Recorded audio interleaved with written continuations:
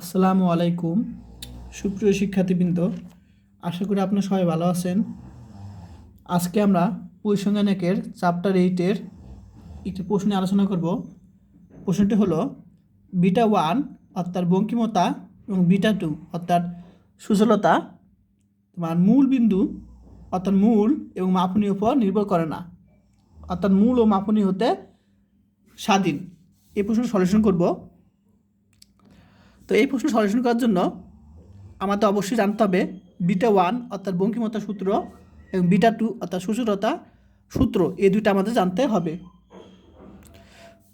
তো আমরা প্রথমেই যে চলকের জন্য বের করব সেই চলক দিলাম এক্স। তাহলে কোন একটা চলক দিলাম এক্স যার এন সংখ্যক মানসমূহ হলো x1 x2 ডট xn এবং এক্স চলকের গাণিতিক গড় কি এক্স বার। ঠিক আছে, তো আমরা এক্স চলকের বিটা 1 কী হবে অর্থাৎ বঙ্কিমতার সূত্র হলো mu 3 power square mu 2 power cube, আর এক্স চলকের সাপেক্ষে তাই আমি এক্স একসাথে লিখলাম। আচ্ছা, এবং বিটা 2 অর্থাৎ সুচলতা হলো মিউ 4 নিচে 4 এবং divide by mu 2 whole square, এটা সূত্র। আর এক্সের চলকের সাপেক্ষে তাই আমরা এক্স চলক দিলাম এখানে। এখন আমরা জানি যে 8তম কেন্দ্রীয় পরিঘাতের সূত্র আমি তোমাদের বেসিক ক্লাসে বুঝেছি, প্রথম ক্লাস 1 নম্বর, যে 8তম কেন্দ্রীয় পরিঘাতের সূত্র বা সদিত পরিঘাতের সূত্র হলো মিউ আর, এখানে এক্স চলকের সাপেক্ষ করতেছি তাই এক্স চলক দিলাম, mu R of x equal to summation x i, এটা আই মাইনাস এক্স বার, অর্থাৎ গাণিতিক গড় হতে প্রতিটি এই যে নিবেশনের অর্থাৎ তথ্য সারির প্রতিটি মান হতে যে ব্যবধান তার বিভিন্ন ঘাতের সমষ্টিকে মোট পদ সংখ্যা দ্বারা ভাগ করলে যে সংখ্যক পদ নিছি সেই পদ সংখ্যা দ্বারা ভাগ করলে যে মান পাবো সেটা হলো কেন্দ্রীয় পরিঘাত। ঠিক আছে,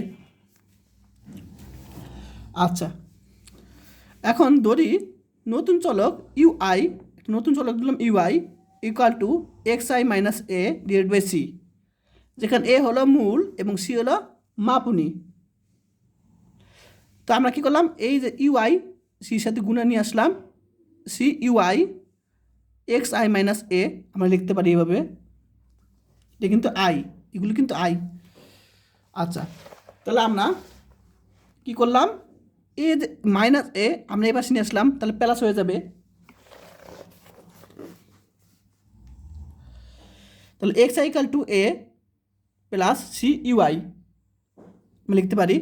এখন আমরা প্রত্যেকটাকে আমরা কী করলাম, সামেশন দ্বারা গুণ করলাম উভয় পক্ষে, একে সামেশন দ্বারা আমরা গুণ করলাম এক্স আই ইকাল টু, এখানে সামেশন দ্বারা গুণ করলাম সি ইউআই, সামেশন দ্বারা গুণ করলাম। এরপর সামেশন দ্বারা গুণ করার পর আমরা প্রত্যেকটাকে এন দ্বারা কী করলাম, ভাগ করলাম।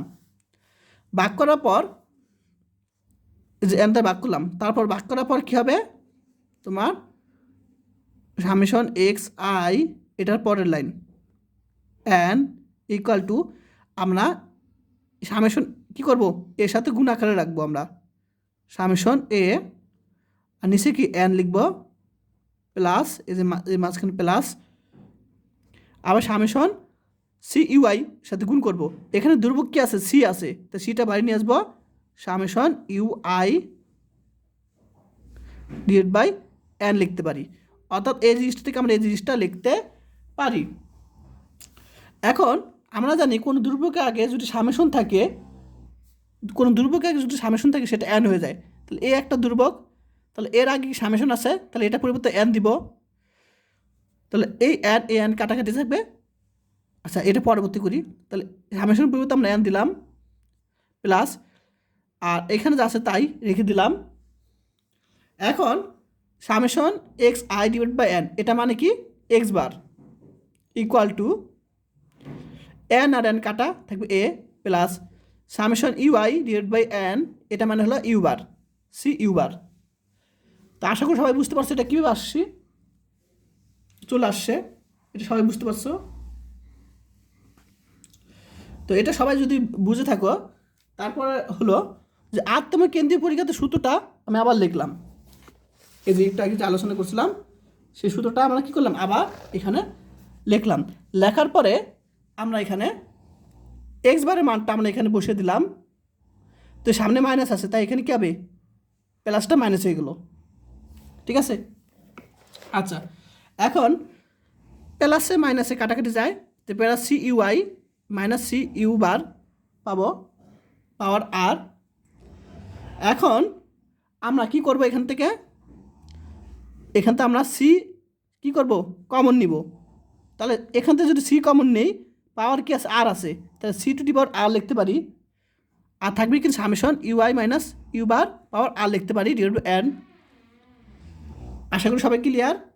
আচ্ছা, তাহলে mu R of x equal to C to the power R. এখন আমরা দেখো, এখানে যখন এক্স ছিল, খেয়াল করো, যখন এখানে এক্স ছিল তখন আমরা এখানে এক্স দিয়েছিলাম, তাই না?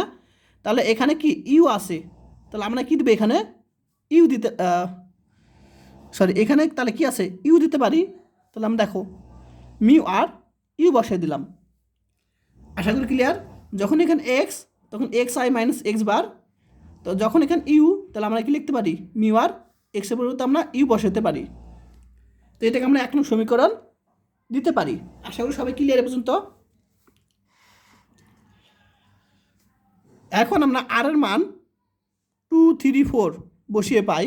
তাহলে আর এর মান যদি আমরা এখানে কি বসাই, 2 বসাই, আর এর মান 2 বসালাম, আর এর মান 2 বসালাম, আবার আর এর মান এখানে 3 বসালাম,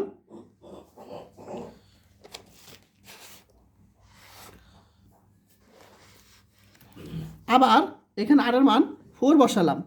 ঠিক আছে, আর এর মান 4 বসালাম, এখানে 4 নিচের 4।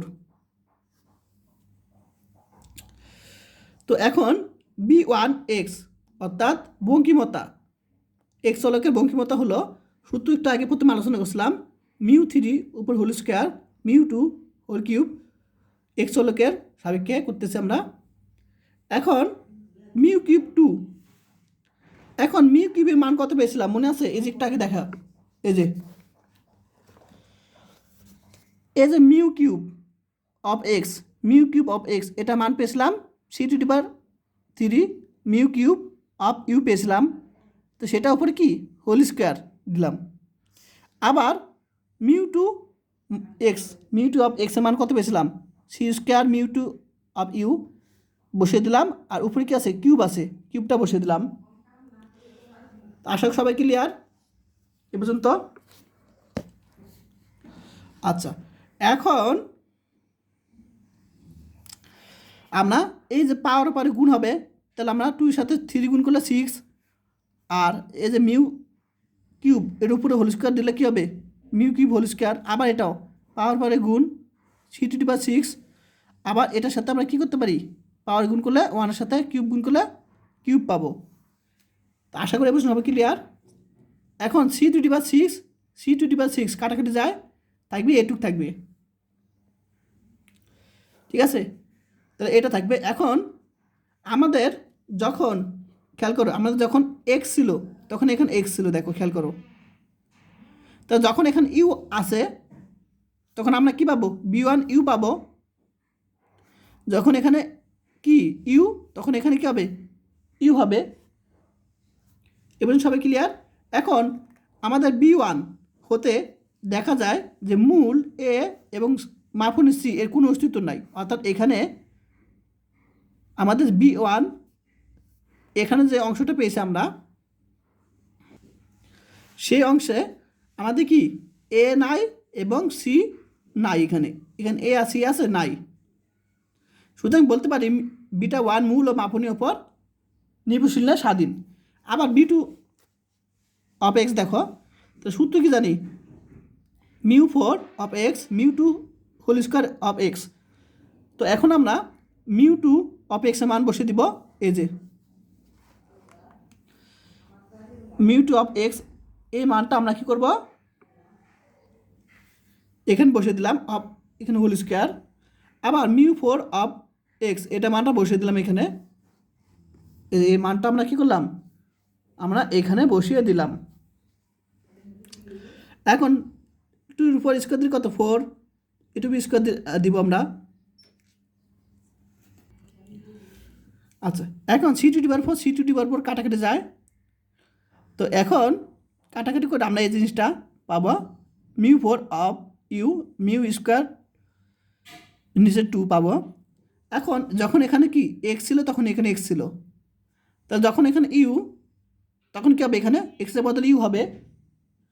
তো উপরে সম্পর্ক তো দেখা যায় মূল এ এবং মাপনী সি কোনো অস্তিত্ব নয়, এখানে কি আছে এ এবং ইউ এ এবং সি কোনো অস্তিত্ব নাই। সুতরাং বলতে পারি B2 অর্থাৎ সুচলতা মূল ও মাপনীয়তা স্বাধীন, নির্ভরশীল নয়।